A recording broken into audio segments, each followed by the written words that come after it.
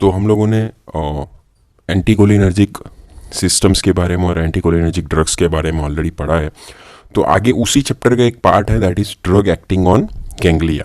क्योंकि गैंग्लिया में रिसेप्टर्स जो होते हैं वो कोलिनर्जिक सिस्टम के रिसेप्टर्स होते हैं, तो इसीलिए इस चैप्टर में हम लोग कवर करेंगे कि कौन कौन सी ड्रग्स जो है वो ऑटोनॉमिक गैंग्लिया पे काम करती है। तो जैसे हमें पता है कि मेन जो गैंग्लिया में न्यूरोट्रांसमीटर होता है वो होता है एसिटाइलकोलिन, ठीक है। तो both the sympathetic ganglia and the parasympathetic, दोनों टाइप के गैंग्लिया में जो न्यूरोट्रांसमीटर होता है वो होता है एसिटाइलकोलिन। तो हम पहले देखेंगे कि कौन कौन सी ऐसी ड्रग्स हैं जो ये गैंग्लिया को स्टिमुलेट करती है, ठीक है। सो गैंग्लियोनिक स्टिमुलेंट्स भी इसे बोलते हैं। सो कौन कौन सी ड्रग्स अगर हम देते हैं तो गैंग्लिया स्टिमुलेट होता है, तो वो है निकोटीन। ऑब्वियसली गैंग्लिया में जो रिसेप्टर्स होते हैं वो एन टाइप के रिसेप्टर्स होते हैं। निकोटिनिक न्यूरोनल रिसेप्टर्स होते हैं, रिसेप्टर्स का नाम ही निकोटिनिक रिसेप्टर्स है। तो जब भी निकोटीन हम देते हैं तो उसके एगोनिस्टिक ड्रग्स देते हैं, ठीक है। Small to medium moderate amount में अगर हम देते हैं तो वो गैंग्लिया को स्टिमुलेट करते हैं।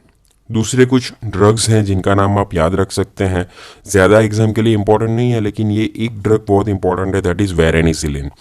देखेंगे उसके बारे में। ये वेरेनिसिलिन का यूज़ होता है स्मोकिंग सिजेशंस में। किसी भी आदमी को स्मोकिंग है, उसे स्मोकिंग छुड़वाना है, तो उसमें वेरेनिसिलिन काम करती है। कैसे काम करती है देखेंगे। लेकिन और भी कुछ ड्रग्स हैं जो गैंग्लिया को स्टिमुलेट करती है। आपको एज सच एमसीक्यू या शॉर्ट क्वेश्चंस के तौर पे पूछ सकते हैं, दैट इज लोबेलिन जो निकोटीन की तरह ही है, DMPP and TMA. DMPP means di methyl phenyl piperazinium, आपको याद रखना पड़ेगा, और टेट्रा मिथाइल अमोनियम। सो अगर आप याद रख सकते हैं, दीज आर द ड्रग्स जो गैंग्लिया को स्टिमुलेट करती है। नॉन सिलेक्टिव मस्केरिनिक एगोनिस्ट भी कई कबार गैंग्लिया को स्टिमुलेट करती है, ठीक है।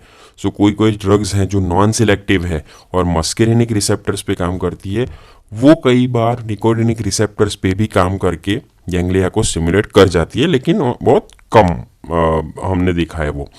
फिर होता है एसिटाइलकोलिन। एज सच अगर हमने देखा है कि एसिटाइलकोलिन एज सच हम क्लिनिकली नहीं यूज़ करते हैं, क्योंकि उसका बहुत शॉर्ट ड्यूरेशन ऑफ एक्शन रहता है, बहुत जल्दी वो मेटाबोलाइज हो जाता है। फिर भी कहने के लिए वो भी यूज़ होता है। फिर हमने कुछ देखे थे नॉन सिलेक्टिव कोलिन एस्टर्स से, जैसे कार्बाकोल हो गया, पाइलोकार्पिन हो गया, फिर एंटीकोलिन एस्टेरेजिस हो गया। ये कुछ ऐसी ड्रग्स है जो कुछ भी करके एसिटाइलकोलिन का लेवल बढ़ाती है या फिर एसिटाइलकोलिन का रिलीज करती है, जो उसके रिसेप्टर्स पे काम करती है। ये दोनों निकोटिनिक और मस्करिनिक रिसेप्टर्स को स्टिमुलेट करती है, और जिससे निकोटिनिक एक्शंस भी हम लोग अचीव कर सकते हैं। तो एज सच आप इनको भी रख सकते हैं निकोटिनिक रिसेप्टर स्टिमुलेटेंट्स या गैंग्लियोनिक स्टिमुलेंट्स में। निकोटीन के बारे में देखेंगे क्योंकि ये बहुत स्पेसिफिक है। ये प्रिंसिपल अल्कोलाइड जो टोबैको होता है उसके अंदर से हमें मिलता है। टोबैको का दूसरा नाम है निकोटीना टैबेकम।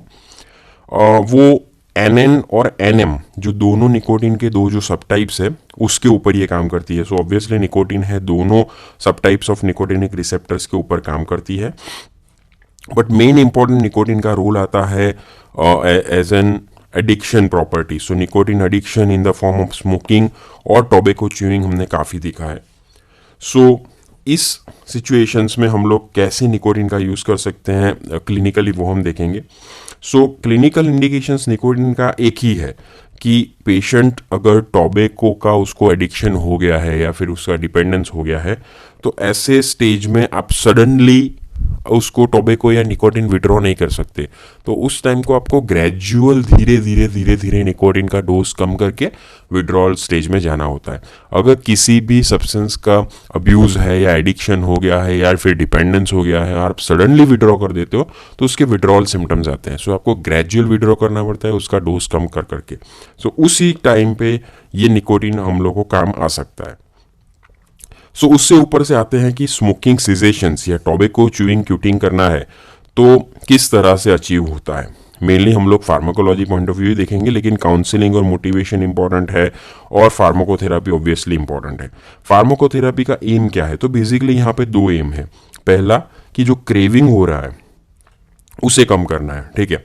सो निकोटीन जब भी आदमी लेता है तो उससे को कुछ डिज़ायरेबल इफ़ेक्ट्स, कुछ रीइंफोर्सिंग इफ़ेक्ट्स मिलता है, और जिसकी वजह से वो रिवॉर्ड इफ़ेक्ट्स की वजह से क्या वो हर एक बार निकोटिन लेने पे मजबूर हो जाता है। और फॉर उसे क्रेविंग होने लगता है। तो ये क्रेविंग की जो साइकिल है वो कम करना है हमें फार्माकोथेरेपी से। और दूसरी चीज़, अगर विड्रॉल हो गया है सडनली निकोटिन के ऊपर आदमी काफ़ी टाइम से, और सडनली बंद कर दिया और उससे कुछ विड्रॉल सिम्टम्स आ रहा है, तो उसको मैनेज करना है। ठीक है, सो ये दोनों हमारा एम है कि पेशेंट ऑफ टोबैको के ऊपर डिपेंडेंट है उसको कैसे हम लोग ट्रीट कर सकते हैं। तो इसमें 2-3 थेरेपी है। एक है निकोटिन रिप्लेसमेंट, कि आप धीरे धीरे धीरे और कोई निकोटिन के फॉर्मुलेशन से डोज कम करके पेशेंट्स को धीरे धीरे उसके हैबिट में से बाहर निकालो। दूसरा है वेरेनिसिलिन, जैसे हमने बात की थी, कैसे काम करता है देखेंगे। और तीसरा है एक एंटी डिप्रेसेंट ड्रग जिसका नाम है ब्यूप्रोपियोन। सो निकोटिन रिप्लेसमेंट के लिए निकोटिन पैचेस आते हैं, वो बहुत ही इफेक्टिव होता है। क्या होता है कि निकोटिन का एक पैच फॉर्मुलेशन आता है जो आप किसी भी एरिया ऑफ बॉडी में लगा सकते हैं, जैसे hip, abdomen, chest, upper arm, वहाँ पे आपको लगाना होता है। उससे क्या होता है कि उसका ट्रांसडर्मल पैच में से धीरे धीरे धीरे, जैसे हमने बात की थी, लॉन्गर टाइम के लिए निकोटिन बॉडी के अंदर रहता है। सो इसलिए क्या होता है कि फिर आदमी को क्रेविंग नहीं होता है। जब भी निकोटिन का लेवल डाउन होता है तभी आदमी को क्रेविंग होता है लेने का। यहाँ पे क्या होता है कि निकोटिन का एक बेसिक लेवल मेंटेन रहता है, तो पेशेंट्स को ज़्यादा क्रेविंग नहीं होता है। सो धीरे धीरे धीरे उसका क्रेविंग कम होने लगता है। ओके, और but because the intermediate peak nicotine blood levels जो स्मोकिंग से अचीव होते हैं वो ऐसे पैच से अचीव नहीं होते। तो कई बार पेशेंट्स को ऐसा मन हो जाता है कि क्योंकि स्मोकिंग जब करता है तो आदमी का निकोटिन लेवल बढ़ जाता है, फिर धीरे धीरे कम होता है।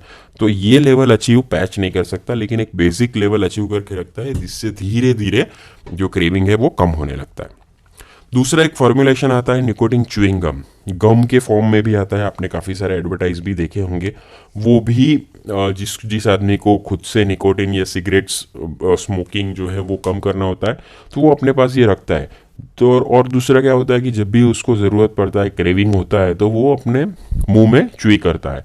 फिर जब क्रेविंग ख़त्म हो जाता है तो स्पिट नहीं करना है, वहीं पे ही रखना है। जब भी फिर से क्रेविंग हो तो फिर से थोड़ा च्यू करना है, च्यू करने से थोड़ा थोड़ा निकोटिन रिलीज होता है।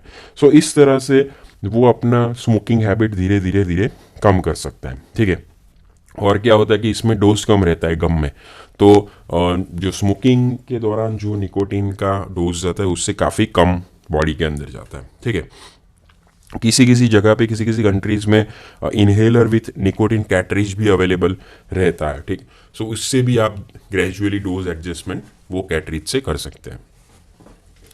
निकोटिन थेरेपी से साइड इफेक्ट्स क्या होते हैं, एज सच निकोटिन के एडवर्स ड्रग रिएक्शंस क्या होते हैं। ऑब्वियसली निकोटिन जो है गैंग्लियोनिक स्टिमुलेंट ड्रग है, सिंपैथेटिक और पैरासिम्पैथेटिक दोनों गैंग्लिया स्टिमुलेट होते हैं।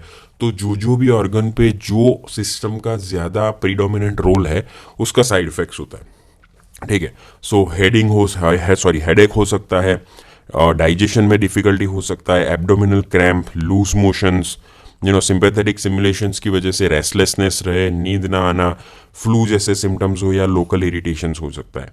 काफ़ी ज़्यादा सिंपैथेटिक सिमुलेशन होने की वजह से कई बार वाजोस्पास्टिक एंजाइना भी किसी में प्रेसिपिटेट होता है। तो इसीलिए जो भी पेशेंट्स कोई कार्डियक कंडीशंस के प्रोन है, जैसे उसे इश्केमिक हार्ट डिसीज़ है या फिर उसकी एरिथमिया का कोई हिस्ट्री है, तो ऐसे पेशेंट्स में निकोटिन ना ही दे तो बेहतर है, इट इज़ कॉन्ट्राइंडिकेटेड। जैसे हमने बात की थी वेरेनिसिलिन, तो वेरेनिसिलिन क्या करता है कि निकोटिनिक रिसेप्टर्स को स्टिमुलेट करता है, लेकिन partially. So it's a partial agonist of nicotinic receptors.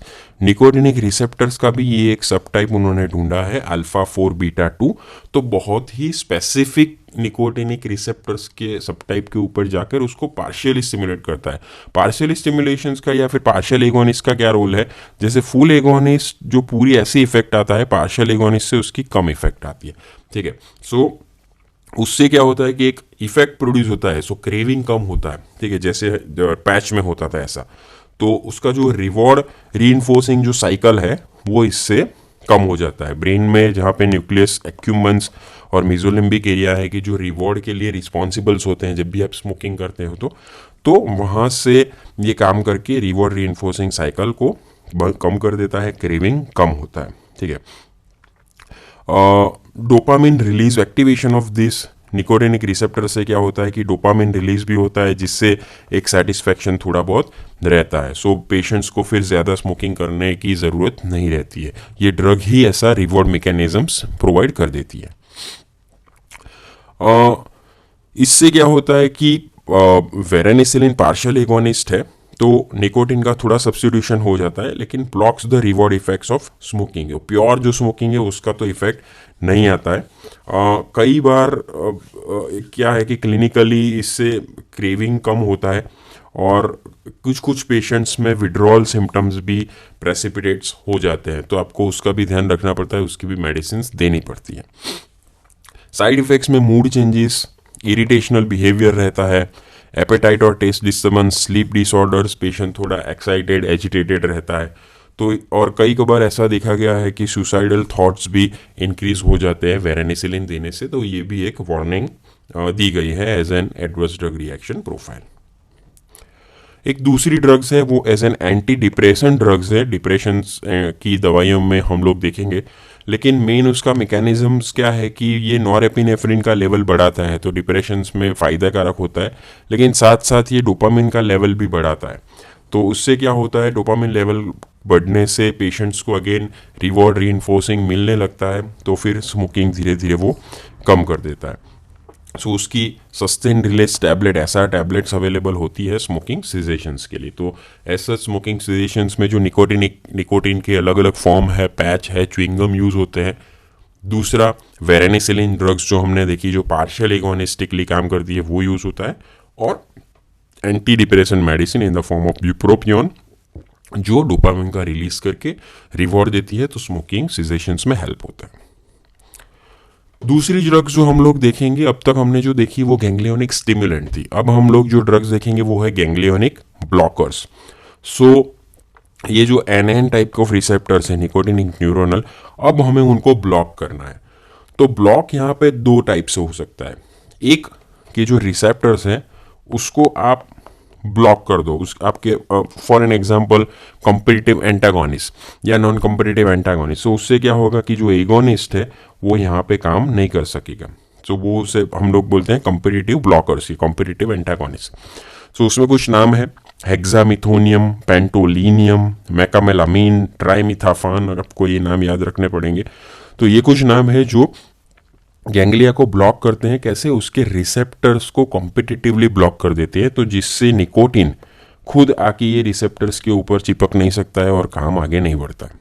ठीक है, तो ये सिंपल तरीका हो गया गैंग्लिया को ब्लॉक करने के लिए, या फिर निकोटिनिक रिसेप्टर्स को ब्लॉक करने के लिए गैंग्लिया के ऊपर वाले।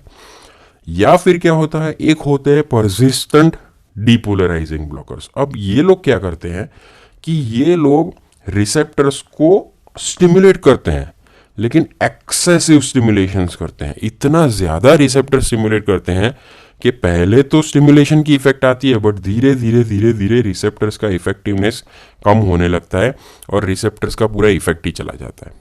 सो इसी तरह से जो ब्लॉक करते हैं उसे बोलते हैं परसिस्टेंट डीपोलराइजिंग ब्लॉकर्स। ठीक है, सो पहले परसिस्टेंटली उन्होंने डीपोलराइजेशंस किया, स्टिमुलेशन किया, और इवेंचुअली इतना स्टिमुलेशंस किया कि फिर रिसेप्टर्स ने अपना दम तोड़ दिया।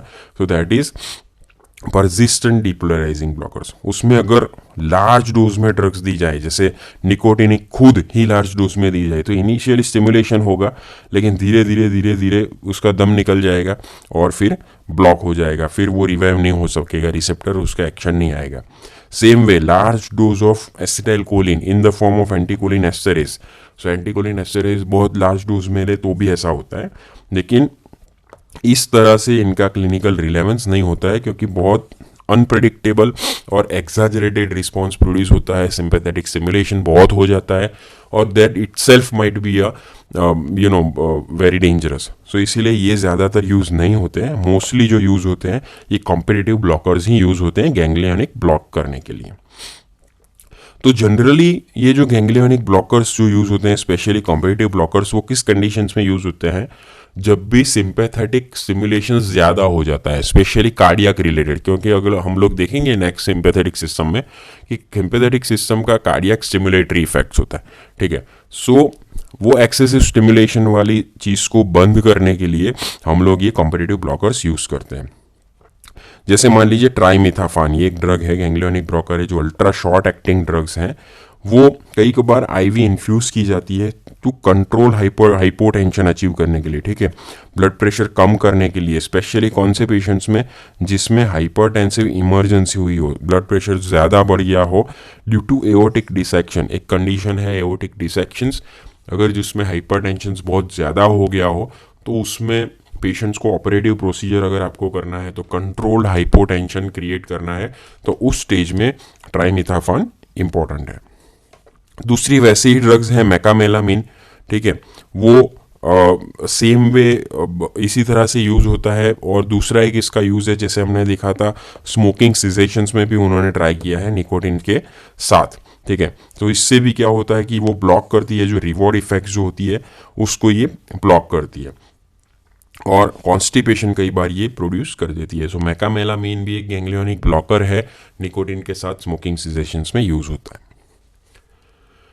तो होपफुली आपको ये लेक्चर पसंद आया होगा। कोई भी क्वेरीज हो तो आप कमेंट सेक्शंस में बता सकते हैं।